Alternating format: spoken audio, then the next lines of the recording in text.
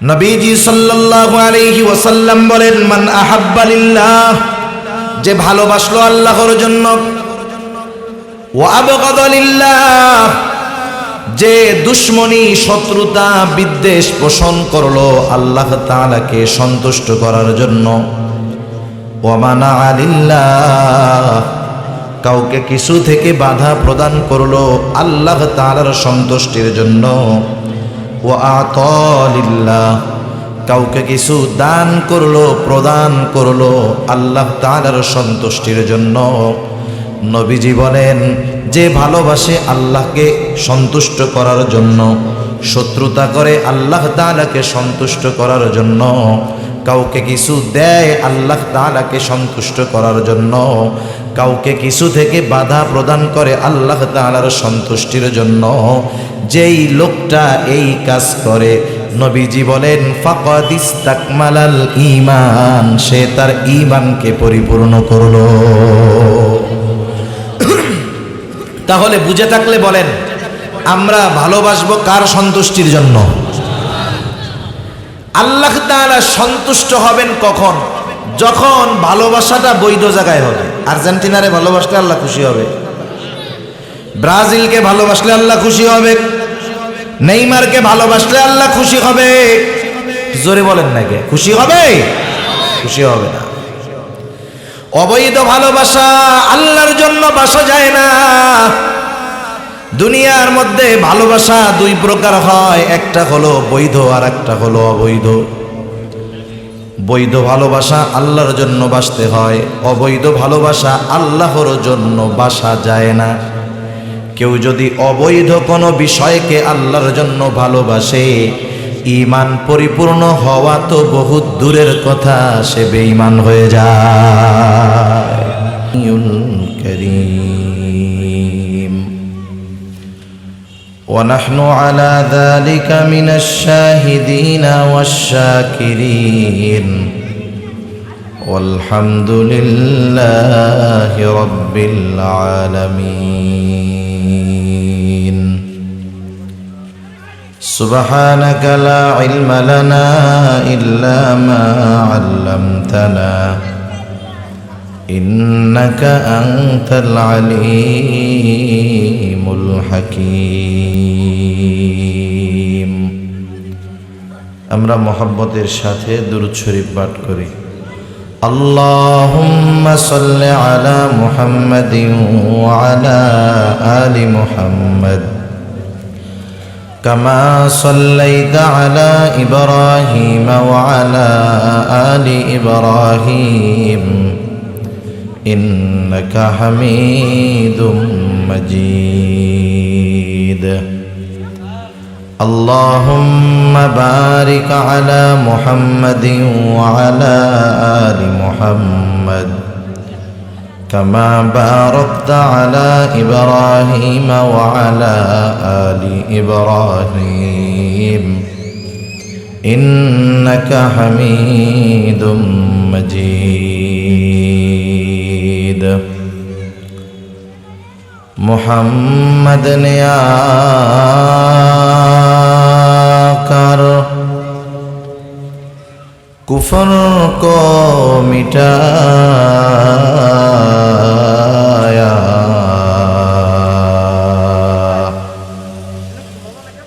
कुफर को मिटाकर सदाकत को बताया। बलगल उला बिकमालिही कशफत दुजा बिजमालिही हसनत जमीउ खिसालिही सल्लु अलैहि व आलिहि ला इलाहा इल्लल्लाह। जबान खुले एकटू जिकिर करी, ला इलाहा इल्लल्लाह, ला इलाहा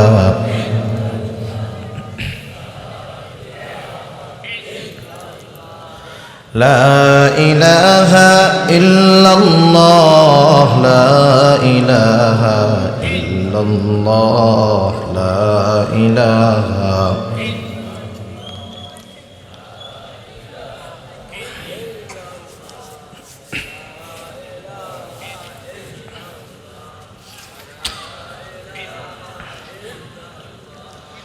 লা ইলাহা ইল্লাল্লাহ, লা ইলাহা ইল্লাল্লাহ, লা ইলাহা।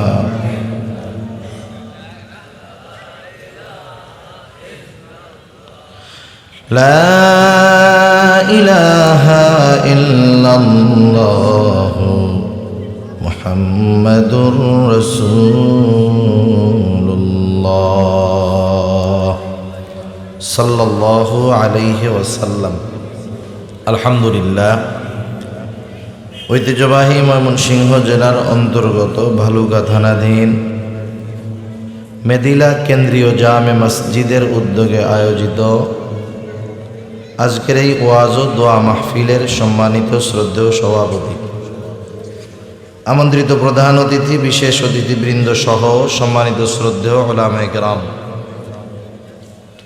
সামনে উপস্থিত মুরব্বিয়ানে কেরাম, সমবয়সী যুবক বন্ধু, স্নেহের ছোট ভাই এবং পর্দার অন্তরালে অবস্থানরতা সম্মানিতা শ্রদ্ধেয়া মা ও বোন, দয়াময় আল্লাহ রব্বুল আলামিনের দরবারে অগণিত শুকর যে মহান মালিক আমাদের হায়াতে বরকত দিয়ে সুস্থ রেখে দীর্ঘ সময় পর্যন্ত উলামা হযরতদের জবান থেকে বহুত গুরুত্বপূর্ণ কথা শ্রবণ করবার, আমাকেও আপনাদের খেদমতে কিছু দ্বীনি কথা পেশ করবার সুযোগ যে মহান মালিক দান করেছেন, সেই মহান মানিবকে খুশি করার জন্য মহব্বতের সাথে জবান খুলে অন্তর থেকে আমরা একবার কালিমাতুশ শুকর পাঠ করি, আলহামদুলিল্লাহ। অগণিত দুরুদ ও সালাম সৈয়দুল আম্বিয়া, আশরাফুল আম্বিয়া, খাতামুল আম্বিয়া, বিশ্বনবী, শেষ নবী, শ্রেষ্ঠ নবী মুহাম্মাদুর রাসূলুল্লাহ সাল্লাল্লাহু আলাইহি ওয়াসাল্লামের প্রতি। আল্লাহ সুবহানাহু ওয়া তাআলা এ দুনিয়াতে আমাদেরকে চাইলে চতুষ্পদ জানোয়ার করে, জঙ্গলের হিংস্র প্রাণী করে, রাস্তার কুকুর করে আল্লাহ তাআলা চাইলে আমাদেরকে সৃষ্টি করতে পারতেন, কিন্তু আল্লাহ সুবহানাহু ওয়া তাআলা মেহেরবানি করে, দয়া করে, মায়া করে সৃষ্টির শ্রেষ্ঠ জীব মানুষ হিসাবে আল্লাহ তাআলা আমাদেরকে দুনিয়াতে পাঠিয়েছেন। আমরা মানুষ হলো সৃষ্টির শ্রেষ্ঠ জীব। আল্লাহ তাআলা বলেন, ওয়ালাকাদ কাররামনা বানি আদম, আমি বানি আদমকে সবচাইতে সম্মানিত করেছি। সুবহানাল্লাহ। এখন প্রশ্ন হতে পারে, মানুষ হলেই কি সে সম্মানিত? একটা জিনিস সাধারণত আমরা জানি, যেই খাবারটা খাইতে মজা ওইটা পচলে সবচাইতে বেশি খারাপ হয়। বিরিয়ানি মজার এক খাবার না? বলেন তো, এই বিরিয়ানি যদি পচে যায়, নষ্ট হয়ে যায়, খাওয়ার উপায় থাকে? ভাত যদি কোনো মতে পয়সাও যায়, 15-20 ধোয়া দিয়া হইলেও মরিচ পেঁয়াজ ডইলা খাওয়া যায়, ঠিক না? কিন্তু বিরিয়ানি যদি পচে যায়, খাওয়া তো বহুত দূরের কথা, ওর গন্ধও শোকা যায় না। মানুষ পরিপূর্ণ সম্মান অর্জন তখনই করতে পারে মানুষ যখন এই দুনিয়াতে আল্লাহ সুবহানাহু ওয়া তাআলার বিধিনিষেধ, আল্লাহ সুবহানাহু ওয়া তাআলার আদেশ নিষেধ অনুযায়ী তার জীবনকে পরিচালিত করে, ঠিক কিনা বলেন? এজন্য মানুষ দামি হওয়ার জন্য সবচাইতে প্রথম যেই জিনিসটা দরকার, এটার নাম হলো ঈমান। একটা মানুষ সে যদি সমাজের মধ্যে সবচাইতে গরিব হয়, সবচেয়ে নিম্ন বংশের হয়, সবচাইতে অসুন্দর হয় দেখতে, 2 হাত পা চোখ যদি নাও থাকে, কিন্তু লোকটা ইমানদার, মুমিন, এই লোকটার দাম একজন সুন্দর সুদর্শন বংশীয় সম্ভ্রান্ত টাকা পয়সাওয়ালা বেঈমানের চাইতে কোটি কোটি গুণ বেশি, ঠিক কিনা বলেন? তাহলে মানুষ দামি হয় ঈমানের কারণে। আল্লাহ সুবহানাহু ওয়া তাআলা আমাদেরকে সেই দামি ঈমানটা বিনা চাওয়ায় প্রদান করেছেন। আমরা বলি আলহামদুলিল্লাহ। আমরা এখানে যারা আছি আমরা তো সবাই মুমিন, ঠিক না? মুমিন। আমরা যেহেতু ঈমান এনেছি, আল্লাহ সুবহানাহু ওয়া তাআলা আমাদেরকে ঈমানের মতো দৌলত দান করেছেন, আমরাও খুশি। এই ঈমানের কিছু দাবি আছে, সেই দাবি অনুযায়ী যদি দুনিয়াতে মানুষ জীবন পরিচালিত করতে পারে তাহলে ওই মানুষটা সফলকাম হয়, চিরস্থায়ী জান্নাতের মালিক সে হয়ে যায়। সুবহানাল্লাহ। ঈমানের অনেক দাবি। আমি সেই মুমিনের ঈমানের দাবি থেকে একটা আয়াত, তার অংশ আরো একটা আয়াত আমি আপনাদের খেদমতে তিলাওয়াত করেছি। রাসূল আকরাম সাল্লাল্লাহু আলাইহি ওয়াসাল্লামের অগণিত হাদিস থেকে দুইটা হাদিস আপনাদের খেদমতে পেশ করেছি।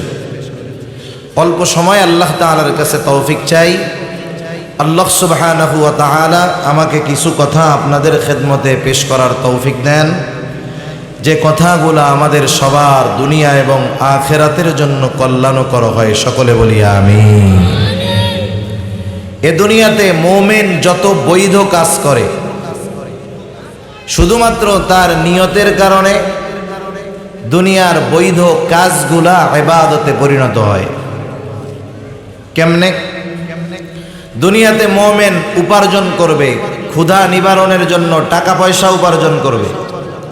সম্পদ উপার্জনের দুইটা পথ, একটা বৈধ পথ আর একটা অবৈধ পথ। কোন মুমিন যদি 5 ওয়াক্ত নামাজ যথাযথভাবে আদায় করে, সাথে সাথে হালাল উপার্জনের নিয়তে হালাল কাজ করে, বৈধ কাজ করে, হালাল উপার্জনের নিয়তে যখন সে বৈধ কোনো কাজ করে, এই হালাল উপার্জনের নিয়ত করার কারণে তার বৈধ কাজটা তার আমল নামায় ইবাদত বলে গণ্য হয়ে যায়। তাহলে দেখেন, কৃষি কাজ করতেছে, যদি নিয়ত করে 5 ওয়াক্ত নামাজ পড়ে, আর যদি নিয়ত করে আল্লাহ আমি হালাল উপার্জনের উদ্দেশ্যে এই কৃষি কাজ করতেছি, এ কাজ তার ইবাদত, সওয়াব হবে। রিক্সা চালায়, ভ্যান চালায়, অটো চালায়, দোকানদারি করে, এগুলো সব দুনিয়াবি কাজ, ঠিক না? এই দুনিয়াবি কাজ অবৈধ যেগুলা নয়, ইমানদার যদি শুধু নিয়ত ঠিক রেখে করে তাহলে এই কাজগুলা তার আমল নামায় ইবাদত বলে যোগ হয়। সুবহানাল্লাহ। দুনিয়ার প্রত্যেকটা বিষয় এমন। এই বিষয়গুলোর মধ্যে অন্যতম একটি জিনিস হলো মোহাব্বত আর ভালোবাসা। মোহাব্বত আর ভালোবাসা। দুনিয়াতে আল্লাহ সুবহানাহু ওয়া তাআলা প্রত্যেকটা মানুষের হৃদয়ের মধ্যে মোহাব্বত, ভালোবাসা দান করছেন। এই ভালোবাসাটাও ইবাদত হয় তখন যখন জায়গা মতো ভালোবাসা হয়। এই ভালোবাসা পাপ হয়, গুনাহ হয়, কবিরা গুনাহ হয় তখন যখন এই ভালোবাসা অবৈধ জায়গায় ব্যবহার করা হয়, ঠিক কিনা বলেন? এ কথা বলাটার কারণ কি? আমরা তো মুমিন, বাংলাদেশে 92% মুসলমানের সন্তান। আজকে থেকে বিশ্বব্যাপী বিশ্ব পাপ শুরু হয়েছে, আপনারা জানেন না? বিশ্বকাপ নয়, এটা বিশ্ব পাপ। প্রত্যেকটা জিনিসের একটা লিমিটেশন আছে।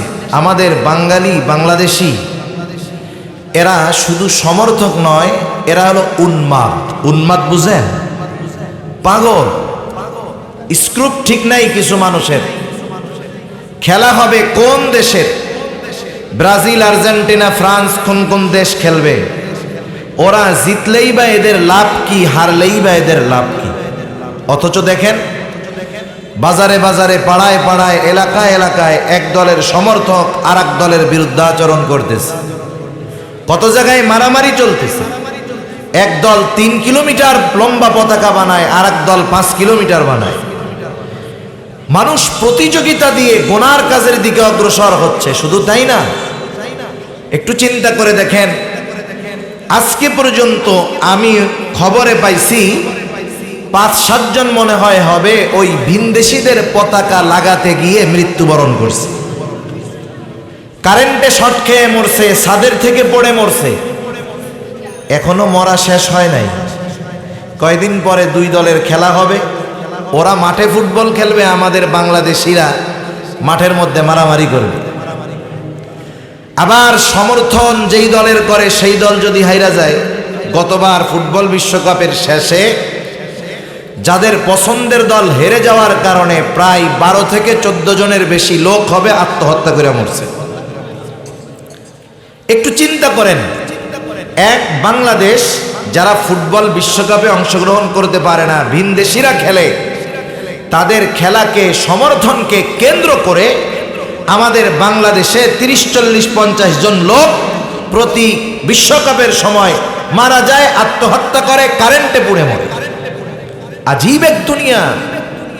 আজকে আসার সময় দেখলাম ব্রাহ্মণবাড়িয়াতে এক বাপ মারা গেছে, তার 3 সন্তান। কয় সন্তান? বাপের রুহের মাগফিরাত কামনায় বাড়ির রং আর্জেন্টিনার পতাকার রঙে করছে। কত বড় নাদান, বেআকল! ওই দেশটা ইসলাম বিদ্বেষী একটা দেশ, বাদ দেন। তারপরে তাদের দেশের খেলোয়াড় যারা, তারা ইসলাম বিরোধী অনেক কাজের প্রচারণায় তারা লিপ্ত। বাপের রুহের মাগফিরাত কামনায় আর্জেন্টিনার পতাকার রঙে বাড়ির রং করছে, যাতে তাদের বাপ কবরে বসে বসে শান্তি পায়। আপনি এই কাজ যারা করছে তারা যে সুস্থ মস্তিষ্কের, এ কথা একটা ছোট বাচ্চাও বুঝবে যে ওইটা আসলে একটা নাদান, পাগল, বেআকল। ঠিক কিনা বলেন? একটু চিন্তা করে দেখেন, এটা করতেছে কোন কারণে? মোহাব্বতের কারণে। কিসের কারণে? এই মোহাব্বতের সাথে আমাদের ঈমানের সম্পর্ক আছে। মোহাব্বতের সাথে কিসের সম্পর্ক? একটু জোরে বলেন। ঈমানের সম্পর্ক। কথাগুলা বুঝতে হবে, একটু খেয়াল দিয়ে শুনবেন। কেন? আমরা যদি প্রকৃত মুমিন হতে চাই, আল্লাহ সুবহানাহু ওয়া তাআলাই বলেছেন যে আমাদের সবচাইতে বেশি যাকে ভালোবাসতে হবে তিনি কে? আরো জোরে জবান খুলে, কে? আল্লাহ। আল্লাহ তাআলা সেই কথাই বলেন, ওয়াল্লাযীনা আমানু আশাদ্দু হুব্বাল লিল্লাহ। আল্লাহ রাব্বুল আলামিন বলেন, যারা ঈমানদার, আশাদ্দু হুব্বাল লিল্লাহ, আল্লাহ তাআলার জন্য তাদের ভালোবাসা হলো সুদৃঢ় ভালোবাসা। প্রকৃত মুমিন যারা, আল্লাহ তাআলার প্রতি তাদের ভালোবাসা এত গাঢ়, এত বেশি, তারা তামাম দুনিয়াকে ছেড়ে দিতে পারে, তবু আল্লাহ রব্বুল আলামিনের ভালোবাসা থেকে তারা দূরে সরবে না। তাদের অন্তরের মধ্যে আল্লাহ তাআলার ভালোবাসা থাকে সর্বোচ্চ। শুধু তাই না, একজন মুমিন যদি তার ঈমানকে পরিপূর্ণ করতে চায়, রাসূল আকরাম সাল্লাল্লাহু আলাইহি ওয়াসাল্লাম জানায় দেন, কেউ যদি তার ঈমানকে পরিপূর্ণ করতে চায় তার জন্য কি করণীয়? কারণ একটা মানুষের ঈমান যদি পরিপূর্ণ না থাকে, ওই মানুষটা দুনিয়াতে যত নেক আমল করুক না কেন, ভালো কাজ করুক না কেন, তার ঈমান পরিপূর্ণ না থাকার কারণে ওই আমল টিকে না, বরং বরবাদ হয়ে যায়।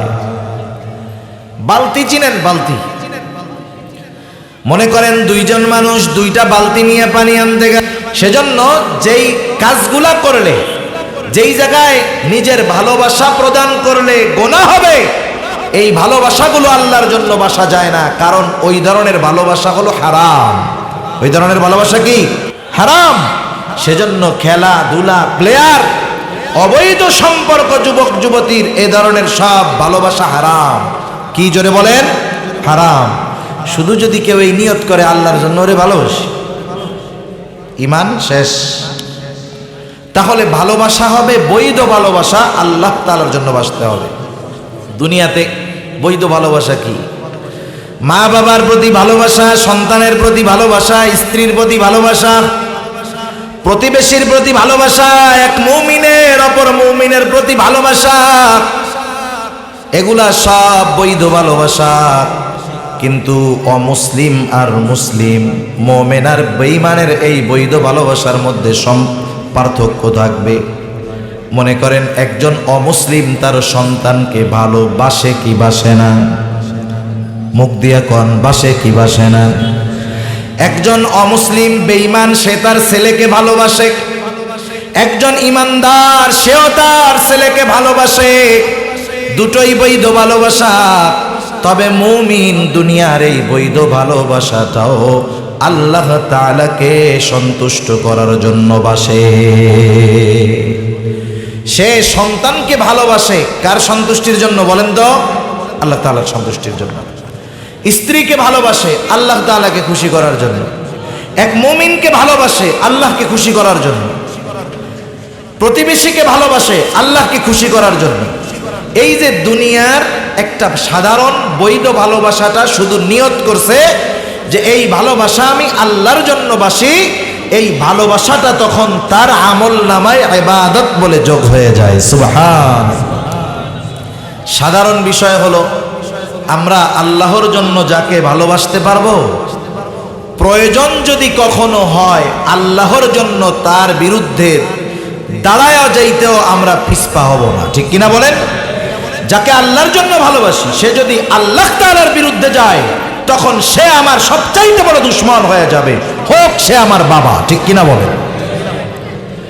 সাহাবায়ে কেরাম দেখা গেছে আল্লাহর জন্য তারা কেমন ভালোবাসা বাসছে।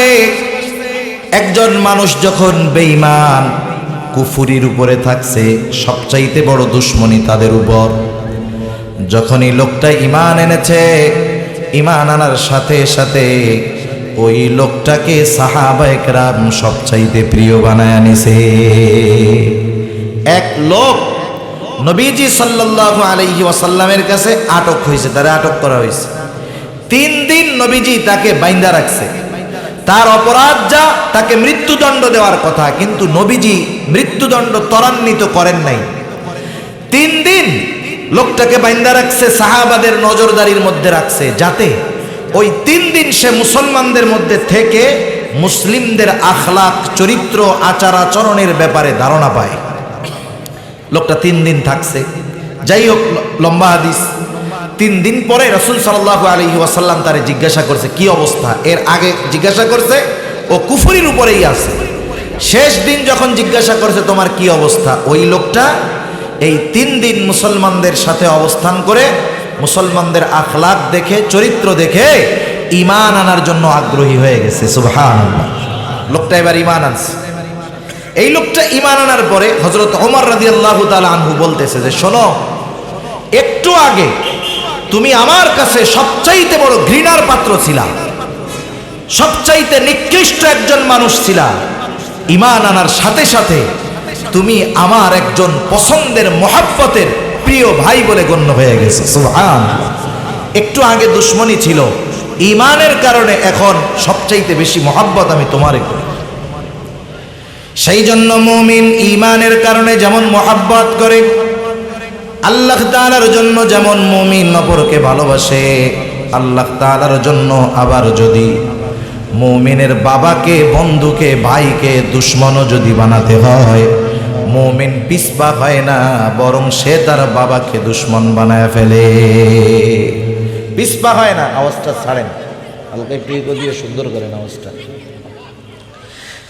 রাসূল আকরাম সাল্লাল্লাহু আলাইহি ওয়াসাল্লামের একজন সাহাবী, তার নাম হলো আবু উবায়দা ইবনুল জাররাহ রাদিয়াল্লাহু তাআলা আনহু।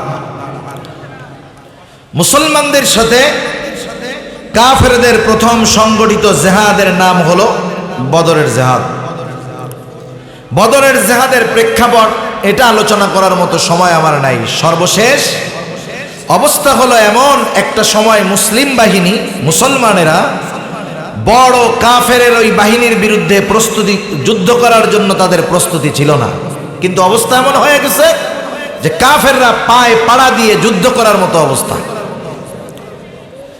কাফেররা যখন বদরের ময়দানে অবস্থান নিয়ে নিল, রাসূলুল্লাহ সাল্লাল্লাহু আলাইহি ওয়াসাল্লামের কাছে খবর পৌঁছায় গেল কাফেররা যুদ্ধ না করে তারা মদিনা ত্যাগ করবে না, তারা মুসলমানদের সাথে যুদ্ধ করবেই। এত বড় বাহিনীর বিরুদ্ধে যুদ্ধ করার জন্য প্রস্তুতি নবীজি সাল্লাল্লাহু আলাইহি ওয়াসাল্লামের কাছে ছিল না। কিন্তু আল্লাহ তাআলার পক্ষ থেকে আদেশ এসে গেল যুদ্ধ করতে হবে। নবী সাল্লাল্লাহু আলাইহি ওয়াসাল্লাম সাহাবাদেরকে নিয়ে বসলেন পরামর্শের জন্য। প্রথম পরামর্শ নিলেন মুহাজিরদের কাছে, বলো কি করা যায়? তোমরা তো ঈমানের জন্য মক্কায় সব কিছু ছেড়ে আসছো, আর যুদ্ধটা তো বাহিরের কোনো শত্রুর সাথে হবে না, কারণ তোমরা কেউ বাবার বিরুদ্ধে অস্ত্র ধারণ করবা, কেউ ভাইয়ের বিরুদ্ধে ধরবা, কেউ বন্ধুর বিরুদ্ধে, কেউ সন্তানের বিরুদ্ধে। তোমাদের মতামতটা কি?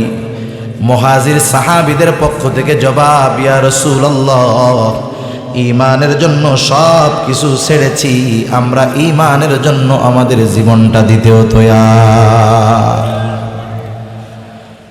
এবার রাসূলুল্লাহ সাল্লাল্লাহু আলাইহি ওয়াসাল্লাম আনসার সাহাবীদের মতামত চাইলেন।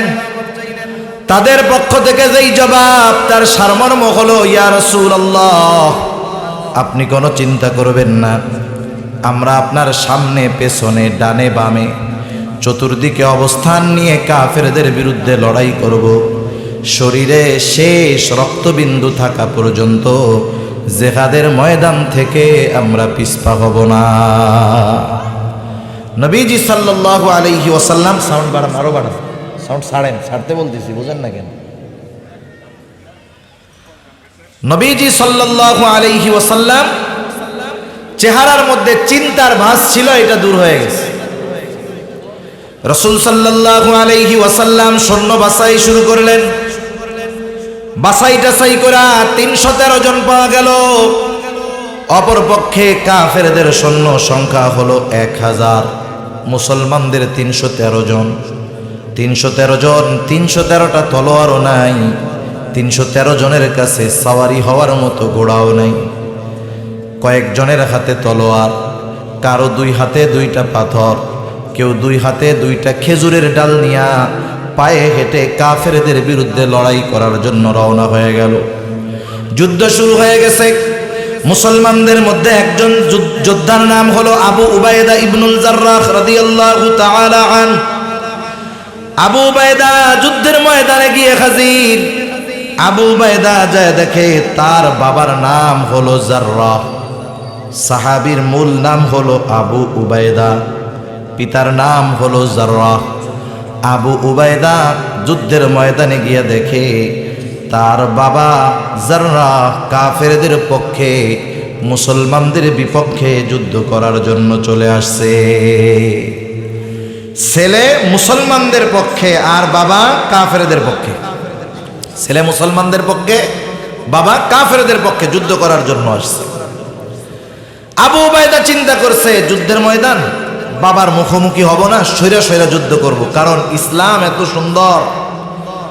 মা বাবা যদি কাফেরও হয়, ইসলাম মা বাবার সাথে সদাচরণের আদেশ দেয়। সুবহান। মা বাবা যদি সন্তানকে শিরক করতে বলে, সন্তানের এই অধিকার নেই যে মা বাবা শিরিক করতে বলছে, এই জন্য মা বাবার উপরে চড়াও হবে, তাদেরকে কষ্ট দিবে, ধমক দিবে, এই অধিকার আল্লাহ তাআলা দেয় নাই।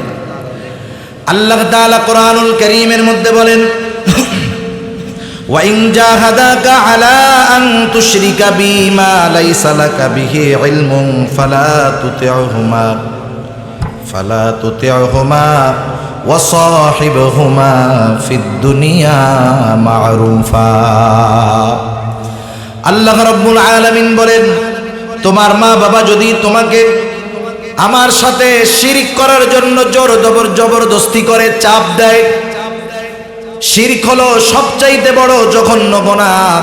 আল্লাহ রাব্বুল আলামিন জানায় দেন, দুনিয়াতে কেউ যদি কোনো পাপ করে, আল্লাহ তাআলা তার সেই পাপকে ক্ষমা করে দিবে, কিন্তু কেউ যদি আল্লাহ তাআলার সাথে শিরক করে আর যদি সে তাওবা না করে, আল্লাহ রাব্বুল আলামিন তার গুনাহ ক্ষমা করবে না, বরং এই শিরকের কারণে তাকে জাহান্নামে যাওয়া লাগবে।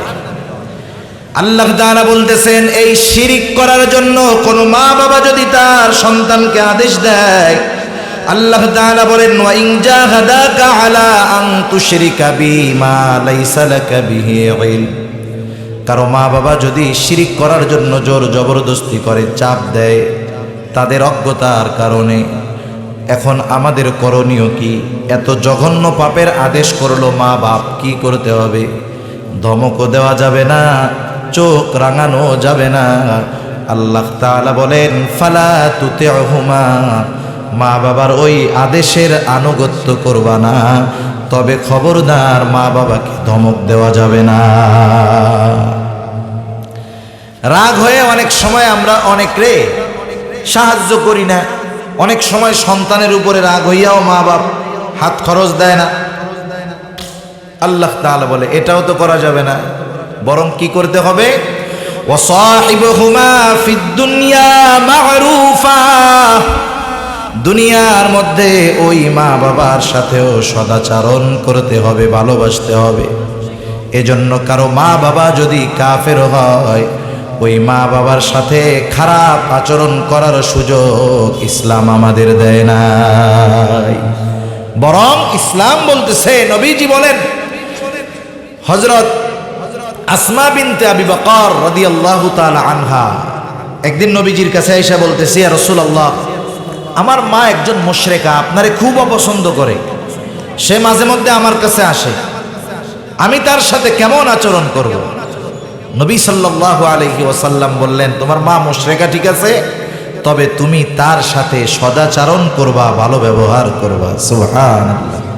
এজন্য একজন মুমিন সন্তান সে যদি কাফের বাবাকে ভালোবাসে, এতে তার ঈমানের কোনো ত্রুটি হবে না।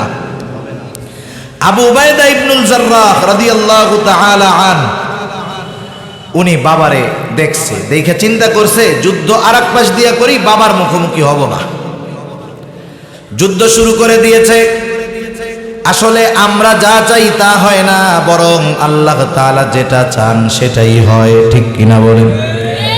আবু উবাইদা চায় বাবার মুখোমুখি হব না, আল্লাহ তাআলা চায় আবু উবাইদা আজকে বাবার মুখোমুখি হয়ে যাবে, পরীক্ষা হয়ে যাবে আবু উবাইদার অন্তরে বাবার মহব্বত বেশি না আল্লাহর মহব্বত বেশি।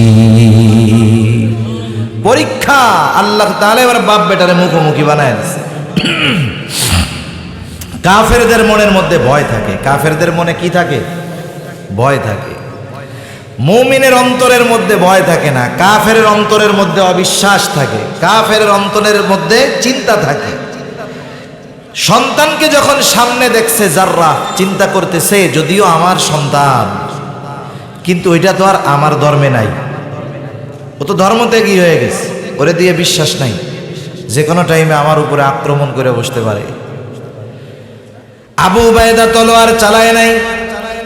জাররা নিজের ভয়ের কারণে সন্তানের উপরে যখন তরবারি চালায় দিল, এইবার আর আবু উবাইদা বসে নাই, বাবার সাথে লড়াই শুরু হয়ে গেছে।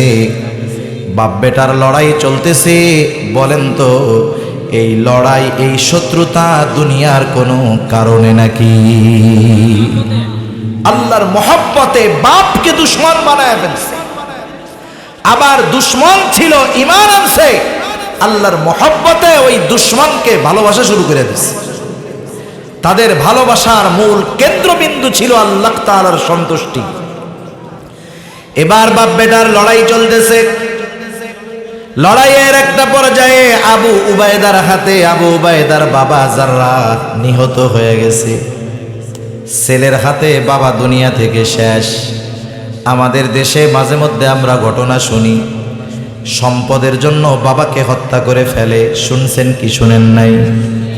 সন্তান নেশার টাকা দেয় নাই, মোটর সাইকেল কেনার টাকা দেয় নাই, এইরকম বিভিন্ন কারণে সন্তান বাবাকে হত্যা করে ফেলছে। অহরহ ঘটনা প্রতিনিয়ত আমরা শুনতে থাকি। কিন্তু সাহাবায়ে কেরাম দুনিয়ার কোনো কারণে নয়, আল্লাহর মহব্বতে, ঈমানের কারণে বাবার বিরুদ্ধে আচরণ করেছে, দুনিয়া থেকে বিদায় করে দিয়েছে। কাফেররা কথা বলা শুরু করেছে, দেখছো কেমন কাজ, বাপরেও ছাড় দেয় নাই। দুনিয়ার মানুষের চোখে হয়তো বিষয়টা খারাপ লাগতে পারে, কিন্তু যে এই কাজটা করছে তার অন্তরের মধ্যে বিষয়টা কি আছে দুনিয়ার কেউ না জানলেও জানেন যিনি, তিনি কে? আল্লাহ তাআলা জানে যে কোন কারণে আবু উবাইদা তার বাবার বিরুদ্ধে এরকম অস্ত্র ধারণ করছে। দুনিয়ার মানুষের সব সমালোচনার জবাব আল্লাহ তাআলা একটা আয়াত নাজিল করে দিয়ে দিয়েছেন। সুবহানাল্লাহ। আল্লাহ রাব্বুল আলামিন এই ঘটনা সহ আরো কয়েকটা ঘটনাকে কেন্দ্র করে আল্লাহ তাআলা আয়াত নাযিল করলেন, লা তাজিদু কওমান ইউমিনুনা বিল্লাহি ওয়াল ইয়াউমিল আখির ইউআদ্দুনা মান হাদ্দাল্লাহা ওয়া রাসূলাহু ওয়ালাউ কানু আবাআহুম আও আবনাআহুম আও ইখওয়ানাহুম আও আশীরাতাহুম উলাইকা কাতাবা ফি কুলুবিহিমুল ঈমান ওয়া আইয়াদাহুম বিরূহিম মিনহু ওয়া ইউদখিলুহুম জান্নাতিন তাজরি মিন তাহতিহাল আনহারু খালিদিনা ফিহা রাদিয়াল্লাহু আনহুম ওয়া রাদু আনহু উলাইকা হিজবুল্লাহ আলা ইন্না হিজবাল্লাহি হুমুল মুফলিহুন। আল্লাহ রাব্বুল আলামিন বলেন, লা তাজিদু কওমান ইউমিনুনা বিল্লাহ ওয়াল ইয়াউমিল আখির, ওই সম্প্রদায় যারা আল্লাহর প্রতি আখিরাতের প্রতি ঈমান এনেছে তাদেরকে আপনি এমন অবস্থায় পাবেন না, ইউআদ্দুনা মান হাদ্দাল্লাহা ওয়া রাসূলাহু, ওই ঈমানদার সম্প্রদায় ওই সমস্ত ব্যক্তিদের সাথে সম্পর্ক ভালো রাখে, ভালোবাসা রাখে যারা আল্লাহ এবং রাসূলের সাথে দুশমনি করে, তথা প্রকৃত মুমিন সম্প্রদায় যারা, তারা আল্লাহ এবং রাসূলের সাথে যারা দুশমনি রাখে তাদেরকে ভালোবাসে না। এখন ওই আল্লাহ ও রাসূলের দুশমন যদি প্রকৃত মুমিনের বাবাও হয়, ওয়ালাউ কানু আবাহুম, ওই মুমিনের বাপও যদি হয় আল্লাহ এবং রাসূলের বিদ্বেষকারী, সে তার বাপকেও ছেড়ে দেয় না। আও আবনাআহুম, তার সন্তানও যদি আল্লাহ এবং রাসূলের দুশমন হয় সন্তানকেও সে ছেড়ে দেয় না, ভালোবাসে না। আও ইখওয়ানাহুম, ওই মুমিনের ভাই যদি আল্লাহ এবং রাসূলের দুশমন হয় ওই ভাইকেও সে ভালোবাসে না। আও আশীরাতাহুম, তার বংশের লোক, গোত্রের লোক কেউ যদি আল্লাহ এবং রাসূলের দুশমনি করে তাদেরকেও সে ভালোবাসে না, বরং যদি প্রয়োজন হয় ঈমানের কারণে এই লোকগুলা বাবার বিরুদ্ধে তরবারি নিয়ে দাঁড়িয়ে যায়। কারণ তাদের ভালোবাসা কার জন্য? জোরে বলেন। তাদের শত্রুতা, ঘৃণা, বিদ্বেষ এটা দুনিয়ার কোনো উদ্দেশ্য নয়। কার জন্য? আল্লাহ তাআলার জন্য। আল্লাহ সে কথা বলেন যে প্রকৃত মুমিন যারা, তারা আল্লাহকে এই পরিমাণ ভালোবাসে যে আল্লাহর জন্য তারা মানুষকে ভালোবাসে, আল্লাহর জন্য তারা শত্রুতা করে, প্রয়োজনে বাবার বিরুদ্ধে চলে যায়, তবু তারা পিছপা হয় না। এই মানুষগুলার ঈমানের সাক্ষী আল্লাহ তাআলা দিয়েছেন। সুবহানাল্লাহ। যাই হোক, আমি আর সামনের আলোচনায় যাব না, লম্বা হয়ে যাবে। তাহলে আল্লাহর নবী বললেন, মান আহাব্বা লিল্লাহ, যে ভালোবাসলো আল্লাহর জন্য তথা আল্লাহ তাআলার সন্তুষ্টির জন্য, ওয়া আবগাদা লিল্লাহ, দুশমনি শত্রুতা পোষণ করলো আল্লাহ তাআলার সন্তুষ্টির জন্য, ওয়া মানা লিল্লাহ, কাউকে কিছু থেকে বাধা প্রদান করলো আল্লাহ তাআলার সন্তুষ্টির জন্য, ওয়া আ'তা লিল্লাহ, কাউকে কিছু দান করলো, প্রদান করলো আল্লাহ তাআলার সন্তুষ্টির জন্য। যেই মুমিনের মধ্যে এই চারটা বিষয় আল্লাহর সন্তুষ্টির জন্য করে, এমনটা যদি কোনো মুমিনের মধ্যে পাওয়া যায়, নবীজি বলেন ফাকাদ ইস্তাকমালাল ঈমান, সে তার ঈমানকে পরিপূর্ণ করলো। তাহলে ঈমান পরিপূর্ণ করার জন্য এক নম্বরে সবচাইতে বেশি ভালোবাসতে হবে কাকে? আরো জোরে বলি, কাকে? আল্লাহ তাআলাকে। একটু চিন্তা করবেন এইবার, একা একই এত কথা তো বলা হলো, এই কথা বলার উদ্দেশ্যটা কি? এখন একা একটু এটা নিয়ে বিশ্লেষণ করতে হবে। কেমনে? সোজা হিসাব, যাকে ভালোবাসলে আল্লাহ খুশি হয় আমি তাকে ভালোবাসবো, যাকে ভালোবাসলে আল্লাহ বেজার হয় তাকে আমি ভালোবাসবো, যার সাথে বিদ্বেষ রাখলে, শত্রুতা রাখলে আল্লাহ খুশি হয়, সে আমার বাপও যদি হয় তাকে আমি শত্রু বানায় ফেলবো। ঠিক কিনা বলেন? যাকে প্রদান করলে আল্লাহ খুশি হয় আমি তারে দিব, যারে বাধা দিলে আল্লাহ বেজার খুশি হয় আমি তাকে বাধা দিব। এটা হলো আমাদের জীবনের আল্লাহ তাআলাকে ভালোবাসার মূলনীতি। যদি এটা হয় তাহলে ইমানদার প্রকৃত মুমিন হওয়ার জন্য এক নম্বরে আল্লাহ তাআলাকে সর্বোচ্চ ভালোবাসতে হবে। এই বিষয়টা আমাদের মধ্যে আসবে। আর যদি এই বিষয়গুলো আমাদের মধ্যে না থাকে, আল্লাহর জন্য যদি ভালোবাসতে না পারি, আল্লাহর জন্য যদি দুশ্মন বানাতে না পারি, বুঝতে হবে আমাদের ঈমানের মধ্যে সমস্যা আছে। এখন আপনারা যারা উপস্থিত আছেন, কারণ আমিও জানি যে আজকে রাত 9টার সময় প্রথম বিশ্বকাপের প্রথম খেলা হবে। লোকজন বুড়া মানুষগুলাই থাকবে, জুয়ানরা কমই থাকবে, এটা বোঝাই যাইতেছে। এই কথাটুকু যদি আপনারা বুঝে থাকেন, আপনারা নিজেদের থেকে জবাব দেন। এই যে বিশ্ব পাপ দুনিয়াব্যাপী শুরু হয়েছে, এই বিশ্ব পাপে যারা অংশগ্রহণ করেছে তাদেরকে যারা ভালোবাসার প্রমাণ বিভিন্ন কাজকর্মের মাধ্যমে দিচ্ছে, বলেন তো তাদের ঈমানে সমস্যা আছে না নাই? সেজন্য অনুরোধ থাকবে, ভিনদেশীদের পতাকা উড়িয়ে ভালোবাসার প্রমাণ দিয়ে ঈমানের উপরে আঘাত আমরা করব না ইনশাআল্লাহ। আমার বলার দরকার বলে গেলাম, মানলেও ভালো না মানলেও ভালো। এরপরে আল্লাহ তাআলাকে ভালোবাসার সাথে সাথে নবীজিকে ভালোবাসতে হবে। আল্লাহ তাআলার পরপর সবচাইতে বেশি ভালোবাসতে হবে রাসূলুল্লাহ সাল্লাল্লাহু আলাইহি ওয়াসাল্লামকে। নবীকে কেন সবচাইতে বেশি ভালোবাসবো এ কথা যদি বলতে যাই, আলোচনা অনেক দীর্ঘ হয়ে যাবে। কারণ নবীজি উম্মতের প্রতি তার ভালোবাসা ছিল প্রচুর ভালোবাসা। শুধু তাই না, নবীজি তার অনাগত উম্মতের জন্য কত ভালোবাসার নিদর্শন রেখে গেছে, আলোচনা করলে লম্বা হয়ে যাবে। সেজন্য রাসূলুল্লাহ সাল্লাল্লাহু আলাইহি ওয়াসাল্লামকে ভালোবাসতে হবে আল্লাহর পরে সবচাইতে বেশি। নবীজি বলেন, লা ইউমিনু আহাদুকুম হাত্তা আকুনা আহাব্বা ইলাইহি মিন ওয়ালিদিহি ওয়া ওয়ালাদিহি ওয়ান নাসি আজমাইন।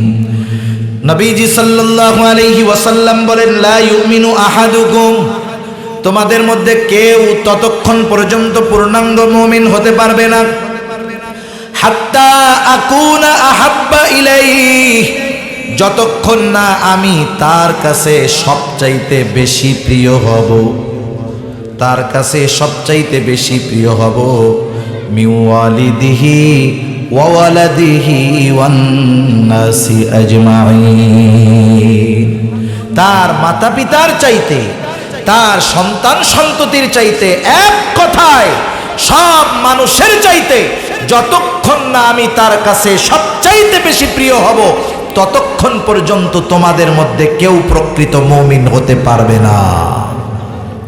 কথা বুঝতে পারছেন? একটু চিন্তা করে দেখেন আমাদের ঈমানি হালাতটা কি, এটা নিজেরা আলোচনা করলে বুঝে আসে। আপনাদেরকে যে নসিহত করতেছি বিষয়টা এমন না, আমরা আলোচনা করতেছি, মুজাকারা করতেছি যে আমাদের ঈমানি হালতটা কি। হযরত ওমর রাদিয়াল্লাহু তাআলা আনহু একদিন নবীজি সাল্লাল্লাহু আলাইহি ওয়াসাল্লামের সাথে পথ চলতেছে। হঠাৎ করে হযরত ওমর রাদিয়াল্লাহু তাআলা আনহু বলেন, ইয়া রাসূলুল্লাহ, আমি আপনাকে আমার জীবনের পরে সবচাইতে বেশি ভালোবাসি। নবীজি সাল্লাল্লাহু আলাইহি ওয়াসাল্লাম কথায় কোনো সায় দিলেন না, বুঝাইলেন যে না, তোমার ভালোবাসা এখনো কামেল হয় নাই। হযরত ওমর রাদিয়াল্লাহু তাআলা আনহুকে বলা হলো, না হয় নাই। তিনি বুঝে গেলেন, চুপ হয়ে গেলেন, নিজের মনটাকে আগে তিনি বললেন, ইয়া রাসূলুল্লাহ, এই মুহূর্ত থেকে আমি ওমর আমার জীবনের চাইতেও আপনাকে বেশি ভালোবাসি। সাহাবায়ে কেরাম নবীজিকে সর্বোচ্চ ভালোবাসা দেখায় গেছে। এখন আসেন, তাহলে আল্লাহ তাআলাকেও ভালোবাসতে হবে, নবীজিকেও ভালোবাসতে হবে। কেউ যদি শুধু আল্লাহকে ভালোবাসে, নবীকে ভালো না বাসে, বলেন তার ঈমান থাকবে? শুধু নবীকে ভালোবাসে, আল্লাহকে ভালোবাসে না, ঈমান থাকবে? দুইটাই সমানে সমান লাগবে। লাইট জ্বলতেছে, তার লাগে কয়টা? দুইটা, একটায় কারেন্ট আছে আর একটায় কারেন্ট নাই। কেউ যদি চিন্তা করে কারেন্ট নাই, ওই তারের দরকার নাই, ডাইরেক্ট কারেন্টের লাইন দিয়া লাইট জ্বালাইয়াই ছাড়বো, কাজ হবে? হবে না। মুহাব্বতের বাতি, ঈমানের বাতি যদি জ্বালাতে হয়, দুইজনকেই ভালোবাসতে হবে, আল্লাহকেও এর পরপরই রাসূলুল্লাহ সাল্লাল্লাহু আলাইহি ওয়াসাল্লামকে। এখন আমরা আল্লাহকে ভালোবাসতে চাই কারা কারা? একটু হাত উঁচা করি তো, নারায়ে তাকবীর। আরে একটু আওয়াজ দিয়া নারায়ে তাকবীর। মাশাআল্লাহ, হাত নামাই। ভালোবাসতে হবে আল্লাহকে। আল্লাহকে ভালোবাসার পদ্ধতি যদি আল্লাহ বলে দেয়, এর চাইতে উত্তম পদ্ধতি আর কোনোটা হতে পারে? হতে পারে না। মনে করেন আপনি একজনের দাওয়াত দিছেন, যারে দাওয়াত দিলেন, নিয়মটা হইল আপনি যাকে দাওয়াত দিয়েছেন তার কাছ থেকে বিষয়টা জানা যে আপনি কি খাইতে পছন্দ করেন, কোনো বিধিনিষেধ আছে কিনা। আপনি তো বিআই সাহেবকে দাওয়াত করছেন, মুরগি, গরু, খাসি সব রান্না কইরা সামনে দিছেন। বিআই সাহেব আইসা বলতেছে, বিআই দাওয়াত দিছেন এই জন্য আসলাম, না আসলে রাগ করবেন।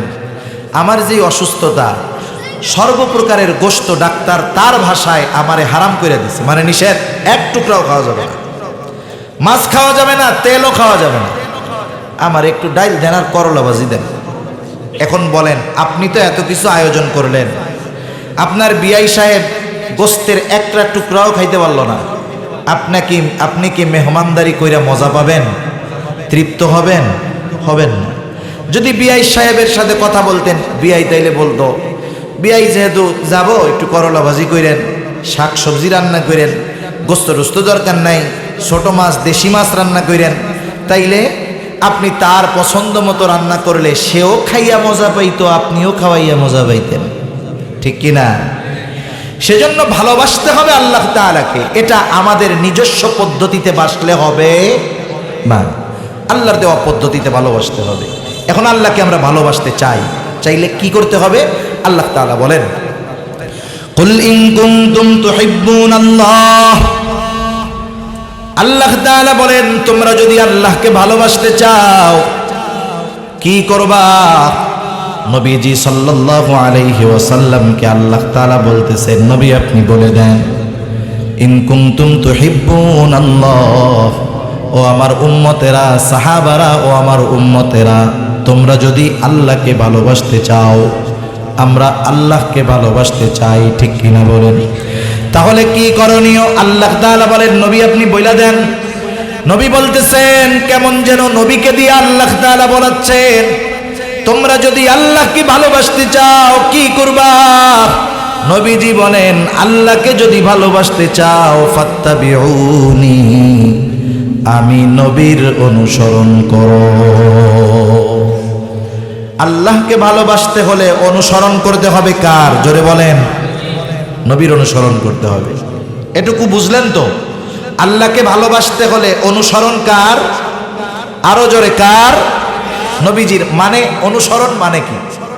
অনুসরণ মানে হলো নিজের জীবনটাকে সুন্নাতের আলোকে সাজানো, নিজের জীবনটাকে সুন্নাতের আলোকে সাজানো, এটা হলো নবীর অনুসরণ। এবার নবীকেও তো ভালোবাসতে হবে। নবীকে যদি কেউ ভালো না বাসে, ঈমান থাকবে? থাকবে না। তাহলে নবীজিকে ভালোবাসার পদ্ধতি কি? রাসূল আকরাম সাল্লাল্লাহু আলাইহি ওয়াসাল্লামকে ভালোবাসার পদ্ধতি যদি নবী নিজেই বলে দেন, এর চাইতে উত্তম পদ্ধতি আর কিছু আছে নাকি? আমরা তো দুনিয়ার মানুষ, নবীজিকে ভালোবাসার কত পদ্ধতি নিজেরা বানায় ফেলছি, কিন্তু নবী, আল্লাহ নবীজিকে ভালোবাসার যেই পদ্ধতি শিখায়া দিয়েছেন, ওই পদ্ধতি বাদ দিয়ে দুনিয়ার সব মানুষ যদি নিজস্ব পদ্ধতিতে নবীকে ভালোবাসতে চায়, আল্লাহর কসম ওই ভালোবাসার দ্বারা তার ন্যূনতম কোনো ফায়দা হবে না। সে যদি নবীর ভালোবাসার মাধ্যমে উপকৃত হতে চায়, তাহলে আল্লাহ এবং তার রাসূলের নির্দেশনা অনুযায়ী নবীজিকে ভালোবাসতে হবে, ঠিক কিনা বলেন? রাসূলুল্লাহ সাল্লাল্লাহু আলাইহি ওয়াসাল্লাম বলেন, তোমরা যদি আমাকে ভালোবাসতে চাও কি করবা? নবীজি বলেন, মান আহাব্বা সুন্নতি ফাকাদ আহাব্বানি ওয়া মান আহাব্বানি কানা মাই ফিল জান্নাহ। নবীজি বলেন, মান আহাব্বা সুন্নতি, যে আমার সুন্নতকে ভালোবাসলো, ফাকাদ আহাব্বানি, সে আমাকে ভালোবাসলো, ওয়া মান আহাব্বানি কানা মাই ফিল জান্নাহ, আর যে আমাকে ভালোবাসলো সে জান্নাতে আমার সাথে অবস্থান করবে। তাহলে নবীজির অনুসরণও দরকার, সুন্নতের অনুসরণ দরকার, সাথে সাথে ভালোবাসাও দরকার। নবীজি আর হাদিসের মধ্যে বলেন, কুল্লু উম্মতি ইয়াদখুলুনাল জান্নাতা ইল্লা মান আবা, আমার প্রত্যেকটা উম্মত জান্নাতে প্রবেশ করবে, আবা উম্মত ছাড়া। সাহাবাদের মধ্য থেকে প্রশ্ন করা হলো, ইয়া রাসূলুল্লাহ, কিলা মান আবা ইয়া রাসূলুল্লাহ, ইয়া রাসূলুল্লাহ, আবা উম্মত এটা আবার কি জিনিস? নবীজি বললেন, মান আতাআনি দাখালাল জান্নাহ ওয়া মান আসানি ফাকাদ আবা। নবীজি সাল্লাল্লাহু আলাইহি ওয়াসাল্লাম বলল, যে আমার আনুগত্য করলো তথা আমার অনুসরণ করলো, দাখালাল জান্নাহ, সে জান্নাতে প্রবেশ করবে, ওয়া মান আসানি ফাকাদ আবা, আর যে আমার আনুগত্য করলো না, যে আমার অনুসরণ করলো না, আমার সুন্নাতের উপরে আমল করলো না, নবীজি বলেন সে আবা উম্মত, তার ঠিকানা হলো জাহান্নাম। একটু চিন্তা করেন তাহলে নবীজির অনুসরণ জিন্দেগিতে কতটা জরুরি। আল্লাহকে ভালোবাসতে হলে নবীজির সুন্নতকে অনুসরণ করতে হয়, নবীজিকে ভালোবাসতে হলে সুন্নতকে মোহাব্বত করতে হয়। কেউ যদি নবীজির সুন্নতকে মোহাব্বত না করে, অনুসরণ না করে, তাহলে তার মধ্যে ঈমান পরিপূর্ণতা পাওয়া যায় না, ঠিক কিনা বলেন? এখন আমরা নবীজিকে ভালোবাসবো, নবীজির সুন্নাত অনুসরণ করব, নবীজির সুন্নাতকে মোহাব্বত করব, তার মানে একটা সুন্নাতের উপরে আমল করলে সেটার প্রতি ভালোবাসাও থাকতে হবে। দাড়ি আছে, দাড়ি এটা সুন্নাত, এই দাড়িটাকে ভালোবাসতে হবে, সাথে সাথে আর একজন যদি সেই সুন্নাতের উপরে আমল করে, ওই সুন্নাতটারেও তার ভালোবাসতে হবে। প্রত্যেকটা সুন্নাতকে নিজে ভালোবেসে আমল করতে হবে, অন্য যদি সুন্নাতের উপরে আমল করে, ওই সুন্নাতকে এবং সুন্নাতের কারণে তাকে ভালোবাসতে হবে। মনে রাখতে হবে এগুলা। অনেক সময় আমরা দাড়ি টুপিওয়ালাদেরকে নিয়ে টিটকারি করি, টুপি দাড়ি মাথায় দিলে অনেক সময় অনেকে ফালতু কথা বলে, বলে কি বলে না? যারা সুন্নাত নিয়ে টিটকারি করে, এরা যদি তাওবা না করে এদের খবর আছে। কারণ এই সুন্নাতের অনুসরণ করার আদেশ কে দিয়েছে? আরো জোরে কে দিয়েছে? কিন্তু আফসোস আমাদের কোথায়? আজকে সুন্নাত, এই সুন্নাতের উপরে আমল করতে আমাদের কষ্ট। আজকে আমরা যাদের অনুসরণ করি, মৃত্যু পরবর্তীকালীন ন্যূনতম কল্যাণ আমরা তাদের মাধ্যমে পাবো না। যে কর্মী তার নেতার অনুসরণ করে, যেই ভক্ত আরেকজন অভিনেতা খেলোয়াড় তার অনুসরণ করে, বলেন তো চোখ বোঝার পরে কোনো কাজ হবে? কবরে জিজ্ঞাসা করবে তুমি কার সমর্থক ছিলা? জিজ্ঞাসা করবে? খবরে এগুলা জিজ্ঞাসা করবে না। চোখ বন্ধ হওয়ার সাথে সাথে এই সুন্নাত, সুন্নত ওয়ালার মোহাব্বত, এগুলা চোখ বন্ধ হওয়ার সাথে সাথে আমাদের কাজে লাগবে। এজন্য অনেক যুবক মানুষ আছে, অনেক মানুষ, শুধু যুবক নয়, পৌরত্বে পদার্পণ করেছে এমন অনেক মানুষ আছে যারা সুন্নাতের উপরে আমল করতে নিজেদেরকে ছোট ছোট মনে করে। বয়স হয়ে গেছে, দাড়ি রাখতে বললে খারাপ লাগে, লম্বা জামা গায়ে দিতে বললে ইতস্ত বোধ হয়। তার মানে সুন্নাতের প্রতি কি নাই? মোহাব্বত নাই। এ দুনিয়া থেকে আমাদের সবার তো মরতে হবে, কি বলেন? মরতে হবে না? মরতে হবে।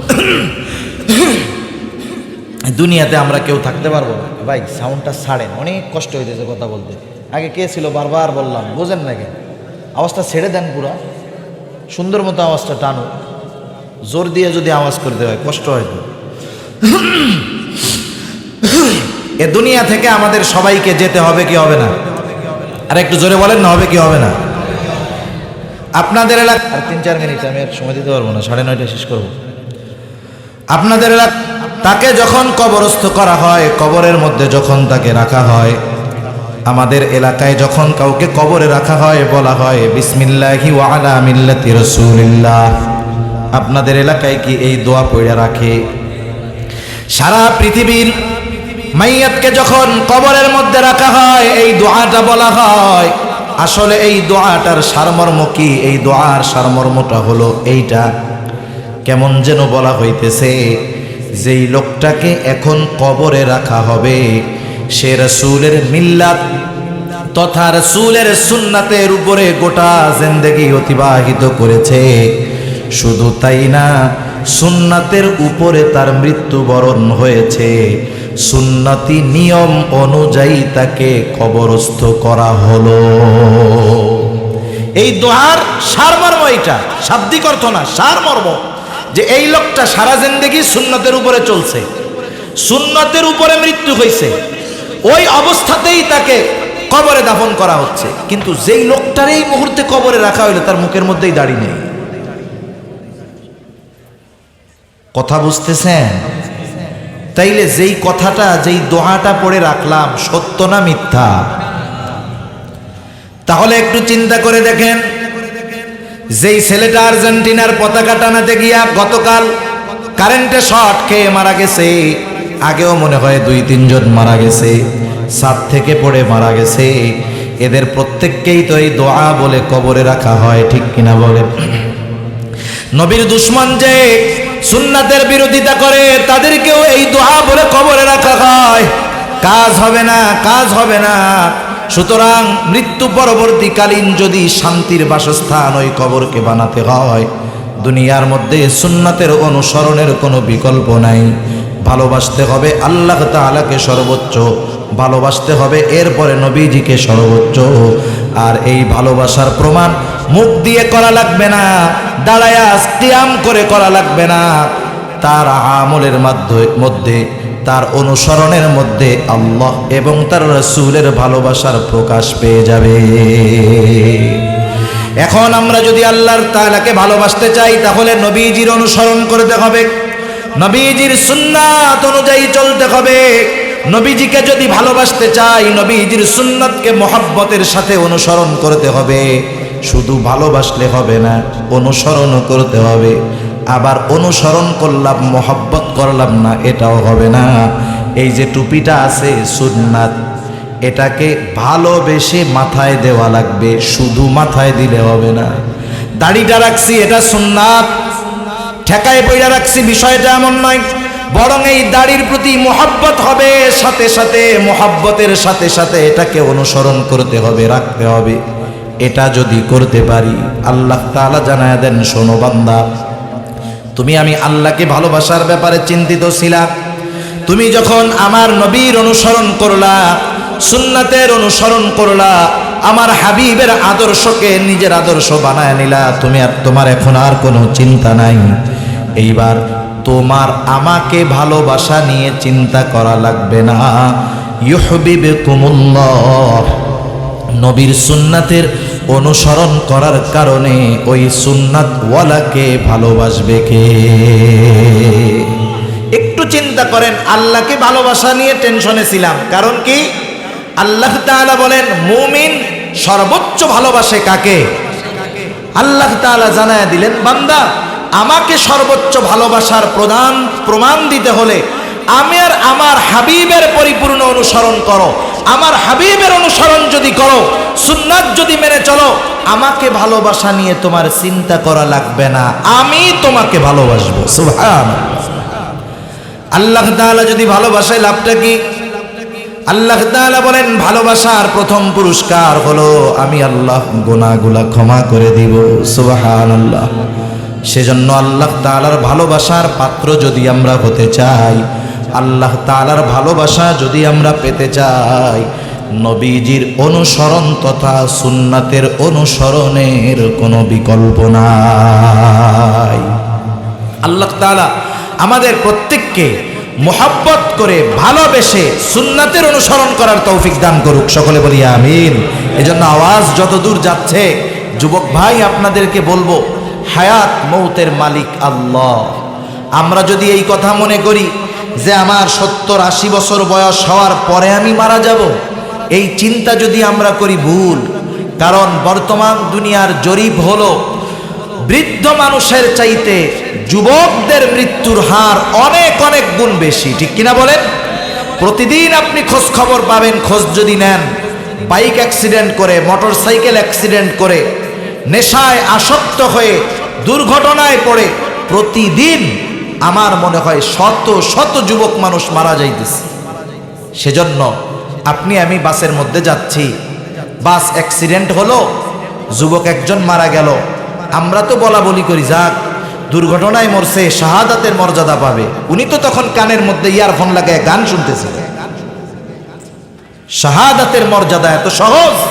এজন্য যুবক ভাইদের বলবো, আপনারা ওই পথগুলো ছাড়ুন, আল্লাহ তাআলার ভালোবাসার প্রমাণ দেন, সর্বোচ্চ ভালোবাসা প্রদর্শন করেন আল্লাহ তাআলাকে।